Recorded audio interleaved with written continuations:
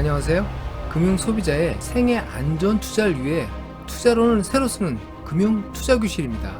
2020년에 이어 2021년에도 주식을 비롯한 금융자산, 비트코인은 물론 부동산까지 모든 위험자산의 상승세가 지속되고 있습니다. 코로나19로 사람들은 죽어나가고 직장과 생활이 봉쇄되면서 전 세계 경제가 죽을 쓰고 있는데, 이들 위험자산의 가격은 왜 단순한 상승을 넘어 이전 최고치까지 깨고 있는 걸까요? 궁금하지 않으십니까? 이번 시간은 경제 상황의 변화에 따라 가격이 변하는 위험자산의 가격 결정 원리에 대해서 설명드리겠습니다. 세계경제 위기 상황을 항상 모니터하는 IMF는 세계 금융 상황을 점검하는 금융안전보고서를 정기적으로 발간합니다. 지난 10월에는 S&P 500의 3월 이후 급상승 원인에 대해서 분석했습니다. 그 요점은 무염 이자율의 하락, 즉 금리 하락이 주요 원인이라는 것인데요. 왜 금리가 하락하면 주식, 부동산 등 위험자산의 가격은 상승할까요? 생각해 보셨습니까? 다음에 기본 원리를 머릿속에 그려두고 이 원리를 작동하는 경제 이슈를 뉴스 속에서 체크하시면 여러분도 이제 금융의 전문가가 됩니다.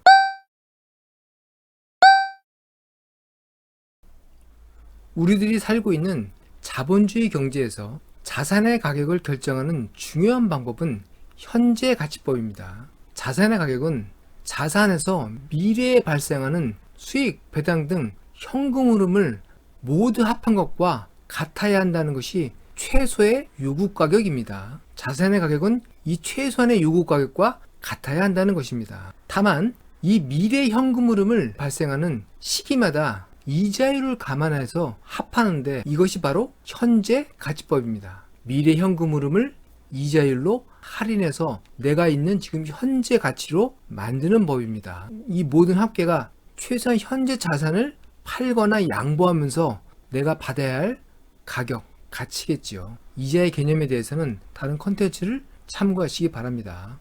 주식, 채권, 부동산 모두 미래에 예상되는 배당, 이자, 원금을 현재 가치로 환산하는데, 이때 분모의 환산에 필요한 부분이 할인율이라고 합니다. 이 할인율에 대해서는 투자론의 대표적인 이론 CAPM, 자본자산 가격 결정 이론에 따르면 무위험 이자율과 위험 보상률의 합으로 정의합니다. 자세한 유도 공식은 상당한 수학적인 과정을 거쳐야 되니까 무시하시고, 무위험 이자율과 위험 보상률에 합한 것으로 미래 현금 흐름이 발생할 때마다 그때 해당하는 이자율과 위험 보상률을 감안해서 할인하면, 나눠서 다 합하면 그게 현재 가치, 지금 자산의 가격이 된다는 것만 기억하시기 바랍니다. 무위험 이자율은 누구나 언제나 받을 수 있는 이자율입니다. 가장 기본이 되고 못 받을 위험이 없는 이자율로 국가가 발행하는 국채의 금리가 대표적입니다. 전 세계적으로는 미국채의 금리가 무위험 금리로 대표적으로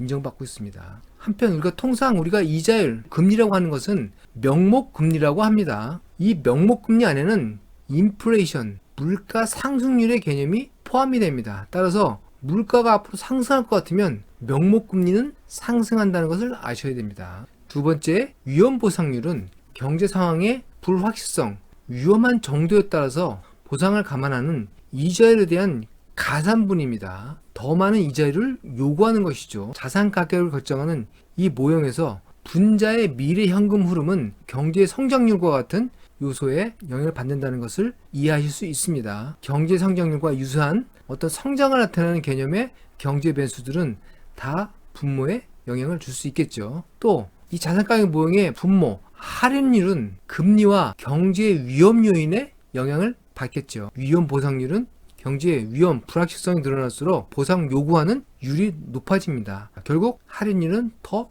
높아지고 분모가 커지니까 자산 가격은 떨어지겠죠. 자산 가격은 통화 정책, 재정 정책, 무역, 산업 등의 여러 가지 경제와 금융 변수에 영향을 주는 이슈에 종합적으로 이 모델을 통해서 영향을 받게 되는 것입니다. 이해하시겠죠? 이런 모양의 틀을 기억하시고 여러 가지 뉴스에서 발생되는 이슈가 분모에 영향을 주는지, 분자에 영향을 주는지를 곰곰이 생각해 보시면 앞으로 자산의 가격이 어떻게 변동될 것이라는 것을 예측할 수 있습니다. 물론 수치를 정확하게 예측하는 것은 전문적인 계량적 과정을 거쳐야 되기 때문에 경제, 금융 전문가들의 영역이라고 할 수 있습니다. 다만 경제 이슈가 영향을 주는 방향만 정확하게 이해를 하시면 적어도 거꾸로 가는 위험은 막을 수 있고, 또 장기 투자하시는 분들은 방향 트렌드만 잘 이해를 하셔도 상당한 성공을 볼 수 있습니다.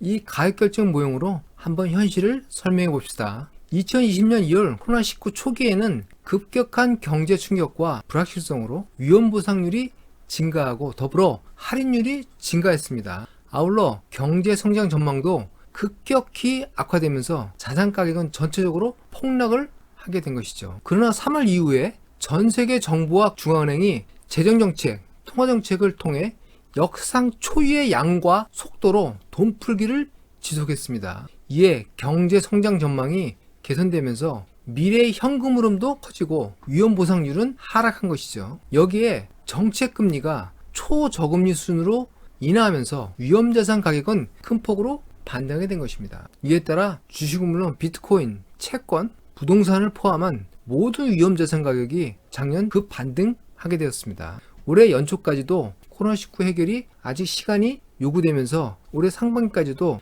이런 돈 풀기는 지속될 것으로 보입니다. 미국도 바이든 행정부가 들어오면서 다시 한번 큰 규모의 돈 풀기를 하겠다는 약속을 하고 있습니다. 2008년 금융위기 이후 미 연준은 세계 금융시장의 최후 대부자 역할을 하고 있고, 국제 금융거래의 80% 이상, 글로벌 외환 보유고의 60% 이상을 차지하는 미국의 달러 유동성 공급은 세계 경제와 금융시장 유동성에 중요한 의미를 갖게 됩니다. 따라서 2021년 상반기까지는 이런 위험자산 가격이 상승할 것으로 전망됩니다. 위험자산 가격 결정 모형에서 어느 정도 이해가 되시리라고 생각됩니다. 그러나 문제는 이런 상황이 너무 정책 의존형 경제 상황으로 빠져들고 있다는 것입니다. 정책이 조금만 변해도 경제, 금융, 자산 가격은 크게 변할 수 있다는 것이죠. 즉, 실물 경제의 질적, 양적 개선이 아닌 돈 풀기에 의존한 경제 회복과 초저금리가 자산 가격 상승의 대부분의 원인을 차지했다는 것입니다.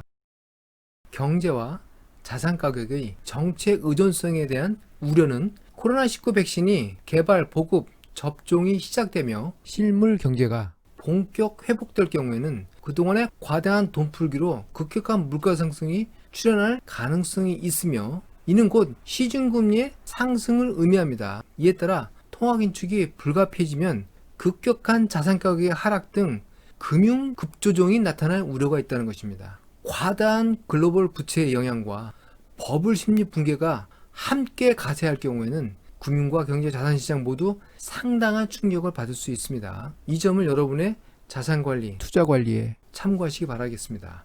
지금까지 금융소비자의 안전 투자를 위해 금융과 경제 원리를 새롭게 해설하는 금융투자교실입니다.